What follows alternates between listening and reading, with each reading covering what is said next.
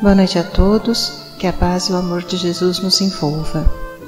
Vamos elevando os nossos pensamentos, nos ligando com o nosso mentor individual, com Joana de Ângeles, Irmã Rosário, Irmã Teresa e toda a espiritualidade amiga nesta casa. Vamos nos ligar com nossa mãezinha querida, Maria de Nazaré, pedindo a ela que nos envolva em sua luz, em sua paz e que nos acompanhe em nossa ligação com Jesus, nosso Mestre.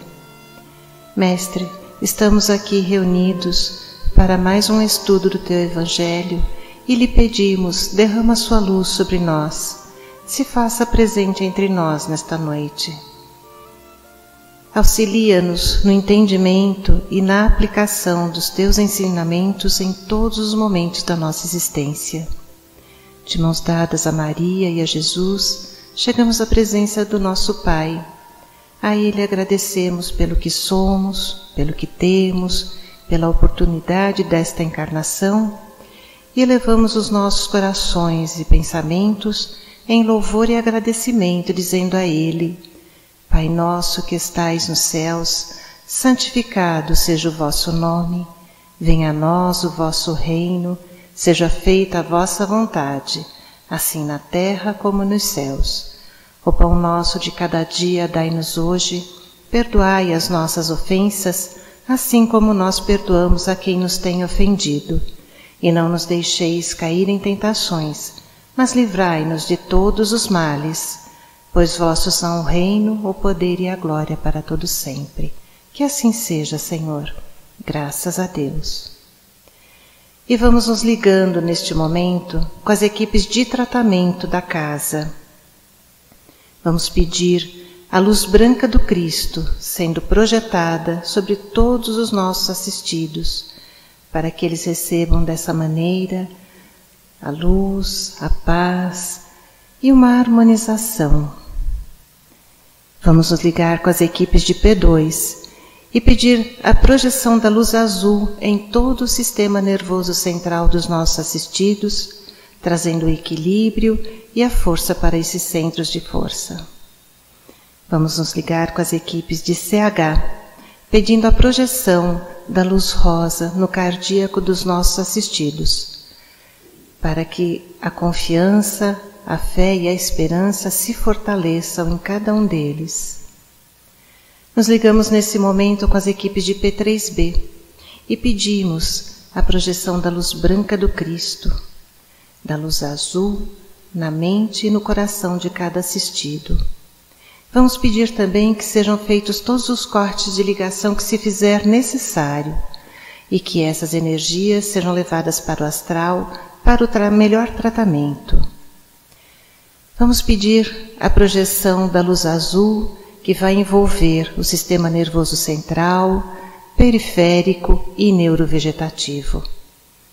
Um rosa claro no cardíaco para aumentar os bons sentimentos, um amarelo claro no frontal para fortalecer os pensamentos positivos, a confiança e a ligação com o mentor individual. E uma cúpula rosa clara vibrante da cabeça aos pés, para que o tratamento permaneça até quando for necessário. Aos assistidos de saúde, vamos pedir a projeção das cores do arco-íris, que eles fiquem envolvidos numa cúpula protetora até quando for necessário. Que assim seja, Senhor. Graças a Deus. Convidamos a todos para que assistam, neste momento, à palestra que será posta no ar. Que assim seja.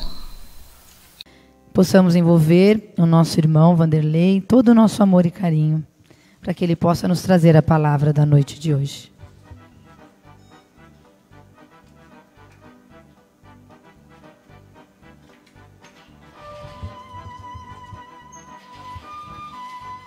Boa noite, queridas irmãs e irmãos em Cristo. Que seu amor nos envolva e que suas bênçãos se derramem sobre nós. Desde que o homem surgiu na face desse planeta e tomou consciência de si mesmo, ele sempre fez 3 perguntas importantíssimas para a sua existência. De onde eu vim, para onde eu vou e o que eu vim fazer aqui. Bem, hoje nós vamos falar sobre a questão do meio. O que nós viemos fazer aqui? O nosso tema hoje se chama perfeição moral. E onde é que nós encontramos esse assunto no nosso Evangelho? Encontramos exatamente num capítulo que se chama Sede Perfeitos, lembrando uma frase, uma instrução muito preciosa de Jesus, quando ele nos diz: sede perfeitos como é meu Pai que está nos céus. Lógico que precisaremos ainda de algumas milhares de encarnações para chegar um bocadinho perto, né, dessa perfeição, mas é exatamente por esta razão que nós estamos aqui. E às vezes a gente se pergunta assim: puxa vida, mas Deus estava com a faca e o queijo na mão quando criou o homem, tinha tudo à sua disposição. E falando um bocadinho da linguagem dos computadores hoje, né? Ele podia ter colocado um chipzinho aqui na nossa cabeça e falar: esse é o chip da perfeição. Vocês não precisam se preocupar com mais nada. Já está tudo incluso, perfeito, e vocês terão as melhores pessoas do mundo, e vai por aí afora. Mas Deus não fez assim. E nós sabemos que se Ele não o fez, é porque, com a sua sabedoria imensa, Ele sabia que a conquista da perfeição deve ser algo pessoal. Algo que dependa do nosso empenho, dependa da nossa vontade, dependa da nossa garra, da nossa disposição. E assim, então, nós chegaremos um pouquinho mais próximos da perfeição. Mas, para que tudo isso aconteça, o que é necessário? O que nos diz o Evangelho? Qual é o caminho para nós sermos pessoas melhores? Em primeiro lugar, que a gente se desvencilhe de alguns vícios, de alguns defeitos, e por outro lado, que a gente conquiste algumas qualidades, algumas coisas que nos levam à perfeição. Lógico que nós sabemos que no mundo em que nós vivemos, essas coisas não são fáceis. Mas, afinal de contas, Deus nos deu um atributo importantíssimo que se chama livre-arbítrio. E outro igualmente importante, que é a razão, a inteligência. Eu sempre me perguntei assim: puxa, mas como é que lá na Bíblia, na criação do mundo, Deus fala: façamos o homem à nossa imagem e semelhança, quando Ele criou o homem? E eu sempre pensava assim: puxa, mas onde é que está a imagem e semelhança do homem, né? Deus é tão perfeito, é tão bom, é tão misericordioso, o homem é tão injusto, é tão vaidoso, tem um monte de defeitos. Pois é, mas é que eu estava procurando a semelhança no lugar errado. Aí é importante que nós saibamos que a nossa semelhança com Deus está nesses grandes atributos que Ele nos concedeu. O maior deles, que é a resposta da primeira pergunta que Kardec fez à espiritualidade. Vocês vejam que alguém inspirado por Deus para fundar uma nova doutrina está ali fazendo o seu livro mais importante, aquele fundamental que é o Livro dos Espíritos. Qual seria a primeira pergunta que alguém faria inspirado por Deus?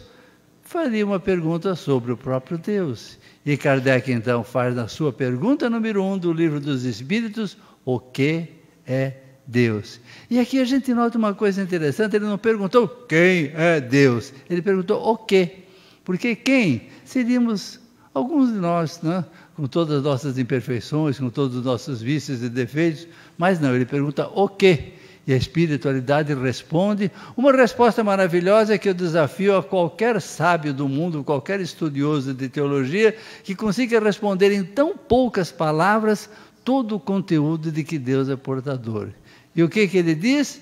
Pura e simplesmente: Deus é a inteligência suprema, causa primária de todas as coisas. Falou em inteligência suprema, não tem mais o que dizer. Realmente, aqui está a nossa semelhança com Deus. Deus, Espírito inteligente, nos concedeu uma fagulha, uma centelha de sua divindade, de sua inteligência, e nos fez também espíritos inteligentes. E vejam o privilégio de que nós somos portadores. Não há nenhum animal, nenhum ser em toda a face da Terra, desconhecemos o que se passa aí pelo universo, não é verdade? Mas pelo menos por aqui, onde que é o mundo conhecido, não há nenhum animal que tenha ciência da sua própria existência, que tenha consciência das coisas que faz e por que está aqui. O homem é o único animal que tem o rosto voltado para o alto, para reconhecer a existência de um Criador. Os outros animais, principalmente os quadrúpedes, vocês veem que eles têm o rosto voltado para baixo, porque eles não têm nenhuma perspectiva a não ser a voltar para aquela terra quando findar a sua existência aqui. Mas, se Deus nos deu essa inteligência, foi para que nós a usássemos. Daí a razão pela qual Ele não nos promoveu antecipadamente, não nos deu nenhuma colher de chá e quis que cada um de nós crescesse por si próprio. Isso é muito razoável. Por quê? Porque o ser humano, ele só valoriza as coisas que ele conquista. Vocês já perceberam que as coisas que nós ganhamos com muita facilidade, que alguém vem e traz de mão beijada, como se dizia antigamente, nós praticamente ficamos até alegres no momento em que recebemos a oferenda, mas depois não ligamos tanto. Isso a gente percebe até com os nossos filhos, com os nossos netos. Você vem lá, traz aquele brinquedo caríssimo para ele, ele brinca lá 2, 3 minutos com aquele brinquedo, bota num canto, de repente pega um cabo de vassoura, monta em cima e vai brincar de cavalinho, que ele acha que é muito mais interessante e criativo. É assim então com Deus. Ele quer que nós valorizemos a nossa evolução. Daí que uma das definições do espírita, segundo Kardec, o que ele diz? O bom espírita é aquele que se esforça para conter os seus maus instintos, as suas más inclinações. É aquele que procura ser sempre uma pessoa melhor. E esta é a finalidade que nós estamos aqui. Nós devemos ser, a cada dia que passa, pessoas melhores. E vejam que Deus sempre se preocupou com isso e sempre nos deu alguma instrução a respeito. Se nós olharmos a antiguidade, por exemplo, até antes de Jesus, quando o homem era muito indisciplinado, era muito rude, era quase selvagem, aquele coração de pedra, Deus achou que precisava trazer algum ensinamento precioso e o que fez? Ele entregou a Moisés as tábuas da lei. Entregou a ele os 10 mandamentos, que é uma preciosidade em matéria de ensinamento, em matéria de doutrina, em matéria de nós buscarmos a nossa perfeição.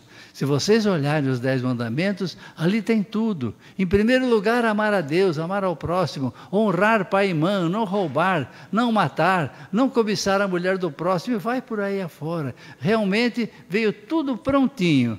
Mas parece que o homem não gosta muito dessas coisas prontas, e naquela época já havia ali aquele dito, amarás o próximo como a ti mesmo, mas o bom judeu da época botava uma vírgulazinha depois dessa frase e acrescentava, mas odiarás o teu inimigo. Então, Deus percebeu que havia necessidade de mandar alguém para trazer o recado pessoalmente. E o que ele fez? Ele nomeou seu Filho unigênito, Jesus, para que viesse aqui e transmitisse Ele próprio a palavra de Deus. E para nós reconhecermos que Jesus veio realmente trazer a palavra de Deus, vamos nos reportar àquele que conta a vida de Jesus, um dos 4 evangelistas, que é João. Se vocês se lembrarem, João sempre se menciona a si próprio no Evangelho como aquele discípulo que Jesus mais amava, e realmente era aquele mais chegado a Jesus.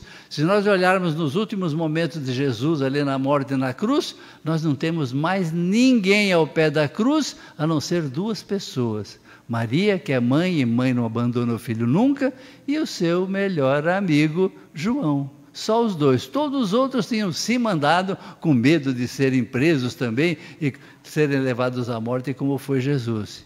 Então, João, o que ele diz? No primeiro versículo do primeiro capítulo, assim como Kardec fez uma coisa importante no início da sua obra maravilhosa, João também fez questão no início do seu Evangelho de esclarecer sobre as origens de Jesus e da sua importância. E o que diz o primeiro versículo? No princípio existia o Verbo estava com Deus e o Verbo era Deus. E no versículo 14 desse mesmo capítulo, João diz, e o Verbo se fez carne e habitou entre nós. E aí, quem é o Verbo? Verbo é a palavra de Deus. Jesus nada mais é do que a palavra de Deus transformada numa pessoa.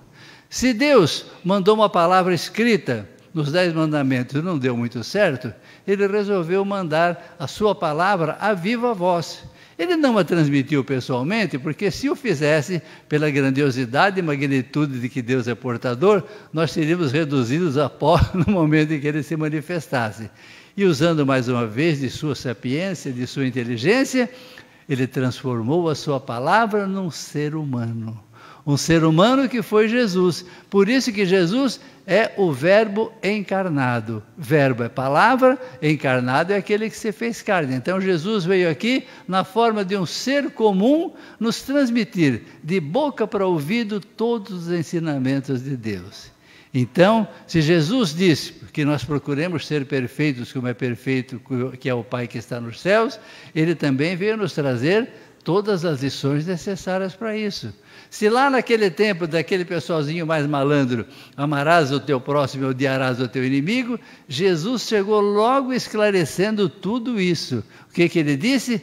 Amai os vossos inimigos, bendizei aqueles que vos perseguem e caluniam. Aí a gente fica assim meio mistificado, mas como? Então quer dizer que eu vou amar meu inimigo, ainda vou abençoar aquele que me persegue, aquele que me calunia? Mas essa é a forma de demonstração que Jesus nos dá de amor, de perdão, de compreensão. Porque Ele reconhece que nós vivemos num mundo imperfeito, num mundo de pessoas imperfeitas. Então todos precisam de nossa condescendência, todos precisam de nossa tolerância, todos precisam de nossa paciência. E vocês já perceberam como a tolerância e a paciência estão em falta no mercado ultimamente? A gente vai no supermercado, não tem mais, vai na padaria, acabou, vai na feira, não encontra. Onde é que enfiaram danada da paciência e da tolerância? Pois é que paciência e tolerância é fabricação exclusiva de cada um de nós. Cada um de nós tem que buscar dentro de si ser paciente e ser tolerante. E aqui então falando das leis de Deus que são magníficas, que são irrefutáveis e são perenes, porque as leis de Deus são diferentes das leis dos homens, que são feitas a cada época de acordo com os interesses de cada povo. As leis de Deus não, elas são imutáveis. Ou seja, aquilo que Deus nos deixou como lei não vai mudar nunca, nem hoje e nem por toda a eternidade. E uma dessas leis, enunciadas de uma maneira tão linda por Chico Xavier, é uma lei que vocês todos conhecem, já ouviram falar, e a gente está sofrendo as suas consequências todos os dias dessa leizinha. E o que ela fala? É a lei de ação e reação. É a lei de causa e efeito. E o nosso velho e bom Chico Xavier, para que nós entendêssemos e não ficássemos com dúvida nenhuma, ele fez questão de denunciá-la dessa forma. Você é livre para semear tudo que você quiser, aonde você quiser, do jeito que você quiser. Mas lembre-se, o resultado, a colheita, é só sua, é obrigatória. Ou seja, como dizia a vovó, eu sei que vocês mentalmente vão responder ao ditado, não precisa falar em voz alta, quem semeia ventos, pois é, a vovó já ensinava. E assim é hoje. Por que nós devemos exercer essa paciência, essa tolerância? Devemos exercê-la, por quê? Nós somos imperfeitos, nós precisamos da compreensão dos outros, e no momento em que a gente semeia só voz alta, só grito, só inveja, só raiva, só questionamentos, o que você espera colher na sua vida, se não estas coisas horríveis? Então, o que Jesus nos ensina? Que nós realmente semeemos a paciência, a tolerância, a bondade, a caridade, o perdão. Ele falou que isso é fácil, mas de jeito nenhum. Pelo contrário, ele faz umas exigências para a gente que não tem tamanho. Vocês sabem o que Jesus diz no Evangelho? E o que Jesus diz é lei? Ele diz assim, não resistais ao mal. Mas como? Então alguém está me atrapalhando, está querendo acabar com a minha vida, e eu não vou resistir ao mal? Não resistir no sentido de você querer se vingar, de você querer revidar. Esse é não resistir ao mal. E se fosse pouco nós não resistirmos ao mal, ele ainda acrescenta em seguida, mas pagai-o com o bem. Pera lá, o sujeito acaba com a minha vida, eu vou lá ainda fazer cafuné para ele? Não, Pois é, aqui também é interessante que a gente preste alguns esclarecimentos, porque quando Jesus diz, amai os vossos inimigos, é importante que nós entendamos o significado real das palavras. Amar não quer dizer você pegar o inimigo, botar no colo, fazer um carinho nele. Não, porque nós sabemos que há certas inimizades. Vocês imaginem, por exemplo, uma pessoa que teve um filho morto por um bandido aí, né? E de repente, como é que ele vai conseguir amar esse inimigo que acabou com a vida do seu filho? Então, aqui esse amar não é realmente levar o bandido para casa e cuidar da vida, não. É que ele não guarde ressentimento, não guarde raiva, não guarde no seu coração aquela mágoa profunda que pode atrapalhar o resto da sua vida. Esse é o sentido do amor aos inimigos, que a gente não os odeie, que a gente não lhes deseje o mal.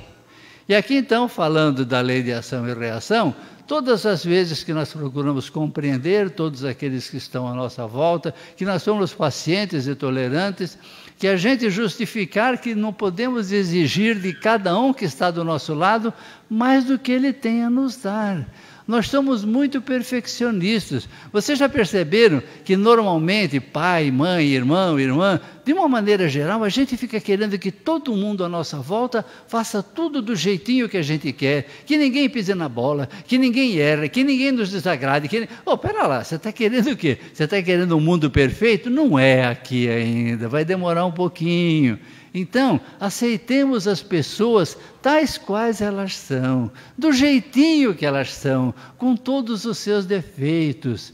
Porque nós não amamos as pessoas pelas suas imensas qualidades. Nós amamos as pessoas apesar de todos os defeitos que elas são portadoras.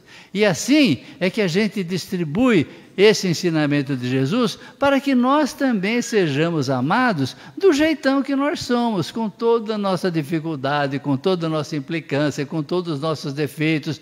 Porque se nós vamos amar aos outros só pelas qualidades, eles teriam o direito também de exigir de nós só qualidades e nenhum defeito. E como isso aqui neste planeta ainda não é possível, nós viveríamos aqui então num verdadeiro inferno, que a gente sabe que não existe, né? Pela doutrina espírita, mas se alguém não se entende, se alguém não aceita o seu próximo, se alguém não o ama como a si mesmo, se alguém não é tolerante, se alguém não é paciente, vai acabar fazendo o seu infernozinho particular dentro do seu próprio lar.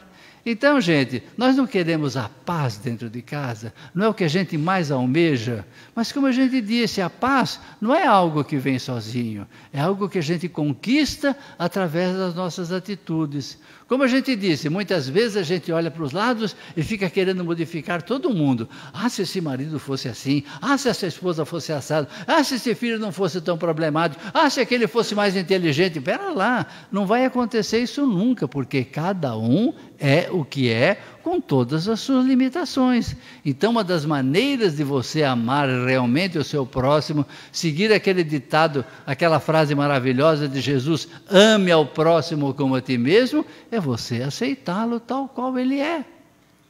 Porque a gente ama a pessoa pelo que ela é, e a gente só ama o que nós conhecemos. E para nós conhecermos, nós temos que gastar muito tempo, temos que gastar muito empenho para sabermos exatamente como é a cada um daqueles que está à nossa volta, quais são os seus problemas, quais são suas ansiedades, quais são suas vontades, para que nós procuremos amá-los dessa forma. E hoje a gente não se preocupa muito. O que nós fazemos do nosso lar? Muitas vezes fazemos do nosso lar uma simples casa. E vocês sabem a diferença entre um lar e uma casa? Um lar é um lugar onde as pessoas vivem juntas e umas se preocupam com a outra. Quando a gente percebe que um filho, um irmão acordou de botina virada ou está com algum problema, a gente vai conversar, vai ver o que pode ajudar. A gente procura viver numa comunidade real. E o que é uma casa? Uma casa é aquele lugarzinho do pessoal vem para trocar de roupa, pegar uma comidinha, reclamar das coisas que estão lá fora de lugar, porque meu irmão usou minha camisa, eu não sei das coisas, e vai por aí afora, só reclama, só chia. Isso é uma casa. Então, gente, transformemos a nossa casa num lar. Saibamos compreender todos aqueles que estão à nossa volta e aceitá-los tais quais eles são. Vocês sabiam que não tem na testinha de nenhum de nós qual é o grau de evolução que nós já atingimos? Não está, nem cada um de nós sabe, nem todos que estão à nossa volta. Por isso, a grande bobagem que a gente comete é de querer exigir daquele que está do nosso lado ou daquela, coisas que ele não tem condição de nos dar. Ele ainda pode não ter aprendido aquela lição, pode ainda não ter chegado naquele estágio, e nós podemos ser profundamente injustos, querendo exigir de pessoas coisas que eles não têm condição de nos fornecer. Por isso que é importante nós conhecermos aqueles a quem amamos, para que os aceitemos tais quais eles são. E nesta hora que nós passamos a conhecer aqueles que estão à nossa volta, então a gente percebe que tem muita coisa que a gente pode fazer por eles. E aí nós fazemos deles pessoas melhores e nos tornamos pessoas melhores, porque Deus quer a nossa participação em duas coisas importantíssimas nesse mundo. São as mais importantes. A primeira e mais importante é a criação do mundo. Se vocês olharem na Bíblia, ela diz, e Deus criou o homem. Não é passado. Deus está criando o homem. Cada vez que um óvulo se junta a um espermatozoide, Deus está criando uma nova vida. Mas vejam a importância que Deus nos dá, exigindo a nossa participação. Se o homem não se juntar à mulher, aquele óvulo, aquele espermatozoide, não tem nova vida. Se nós, 7 bilhões e meio que estamos na Terra hoje, resolvêssemos fazer uma greve de sexo a partir de amanhã, para os próximos 100 anos, daqui 100 anos nós teríamos um planeta vazio, porque estaríamos todos mortos e não teria mais ninguém para dar continuidade. Deus só permite a continuidade se nós quisermos. Esse, então, é o primeiro passo muito importante. Agora, o segundo passo, tão importante quanto esse, é que Deus quer que nós nos salvemos, que nós tenhamos a nossa vida eterna perfeita, sempre ajudando-nos uns aos outros, que nós dependamos uns dos outros. Por isso, quando você percebe aquele que está do seu lado, que não tem o conhecimento, não tem o discernimento que você tem, a sua obrigação é fazer dele uma pessoa melhor. É você levar a ele o conhecimento de que ele não é portador. Não é ficar reclamando que ele é um burro, que ele não aprende nada, não. É você saber que essa é a realidade de cada um, conhecer profundamente quais são as suas necessidades e dar a ele exatamente o que ele está precisando. Quantos que a gente sabe que precisa de uma palavra de apoio, de estímulo, de consolo, de uma força? É só nós olharmos as pessoas e as conhecermos, aí nós vamos saber. Agora, se a gente viver naquela casa ao invés do lar e nenhum se preocupa com o outro, nós não vamos saber de nada, cada um vai na sua e não se preocupa nem um pouquinho com o outro. Então, isso realmente não é a busca da nossa perfeição moral. Numa tribo americana de índios, um netinho chegou assim para o velho vô, cacique, né, e disse assim, vovô, o que é o bem e o mal? Aí o vô falou assim, olha meu neto, o bem e o mal são 2 lobos ferozes que estão lutando aqui dentro da minha cabeça dia e noite. E o netinho então pergunta, mas vovô, quem vence essa luta? E aí o vô responde sabiamente, aquele lobo que eu alimentar melhor. E isso é o que acontece conosco. Ao invés de nós alimentarmos aquele lobo da bondade, da paciência, da tolerância, a gente fica alimentando aquele da raiva, da bronca, do grito. Pois é, então estamos alimentando o lobo errado. Nós não vamos conseguir esse equilíbrio entre o bem e o mal. Então, minha gente, vamos sempre nos lembrar de que Jesus nos disse, ainda lembrando da importância de nós sermos faróis para os demais. Jesus nos disse, vós sois o sal da terra, vós sois a luz do mundo. E ele complementa a explicação dizendo, a luz não foi feita para enfiar debaixo de um móvel e ficar escondidinha. Ela foi feita para ser colocada num lugar alto, que ilumine e aproveite a tudo e a todos. Então, se você recebeu mais luz, se você tem mais conhecimento, distribua essa luz para aqueles que estão à sua volta. Faça a vida deles se tornar melhor. E quando ele diz, vós sois o sal da terra, e logo em seguida ele explica por que ele usou essa frase. Ele diz, se o sal perder o sabor, com que se há de salgar? O sal não vai servir para nada, a não ser para ser jogado fora e ser pisado pelos homens. E quando ele nos diz que nós somos o sal do mundo, isso quer dizer que à nossa volta tem um mundaréu de gente que leva uma vida insossa, sem graça, que estão precisando de um salzinho, de um tempero. Esse tempero é de amor, de caridade, de companhia. E quando a gente dá esses valores a essas pessoas, realmente a vida delas se torna importante. Então, quando nós falamos que a importância nossa também é de buscar a salvação do outro, quando nós procuramos ser luz para o outro, quando nós procuramos ser o sal na vida do outro, nós estamos contribuindo para a salvação dele. E para nós fecharmos o nosso bate-papo, vamos nos lembrar de que Deus, na sua enorme sapiência, nos forneceu um jardim enorme, lindo, todo florido. Só que o nosso Pai, né, não permitiu que a gente plantasse nenhuma florzinha. Ele já deu para a gente o jardinzinho pronto e acabado. As flores já estão todas ali, só para a gente tomar conta. E aí vamos só lembrar mais uma vez o nosso Chico Xavier, quando ele nos diz, olha, você está na família que você precisava estar. Você tem os filhos, os pais, os amigos que você precisava ter. Por isso, não fique reclamando. São todos aqueles que você tinha necessidade. E assim são essas flores. Cada uma delas nos traz uma lição. Aquela violetinha enjoada que a gente põe aguinha só uma vez por semana, se põe um pouquinho mais, apodrece a raiz, tem que ficar na sombra, é aquele ser que precisa de um cuidado todo especial. Por outro lado, a gente tem aquele cacto espinhudo que de vez em quando até arranha a gente, mas a gente bota água uma vez por mês e nem precisa se preocupar muito com ele, que ele se vira sozinho. E assim é o mundo. Nós precisamos dar a cada flor do nosso jardim de acordo com a sua necessidade. E quem ficar pensando assim, mas você não sabe os abacaxi que eu tenho lá em casa, os problemas que eu tenho, as dificuldades. Pois é.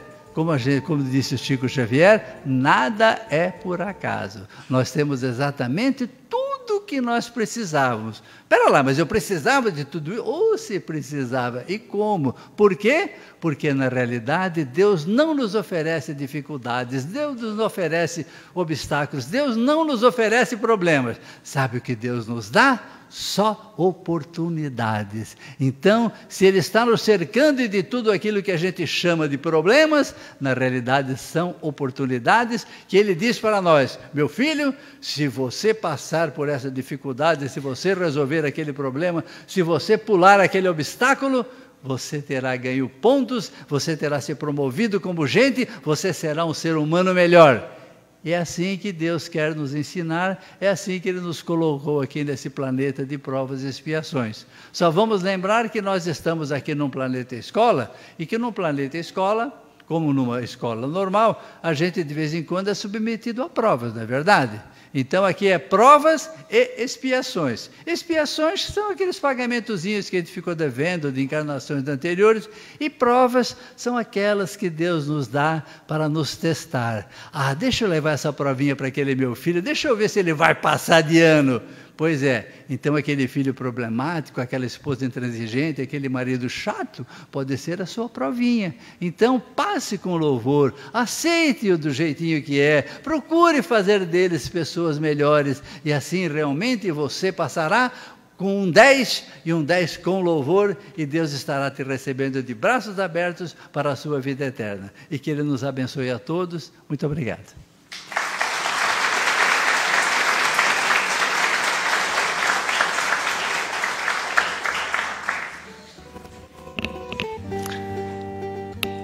Envolvidos nesse amor imenso, vamos agradecer a oportunidade que tivemos nesta noite de refletir sobre os ensinamentos do Mestre Jesus. Vamos agradecer aos nossos mentores por estarem sempre ao nosso lado e pedir a eles que se mantenham, aliás, que nós nos mantenhamos conectados a eles para receber toda a orientação que se faz necessária para o nosso dia a dia.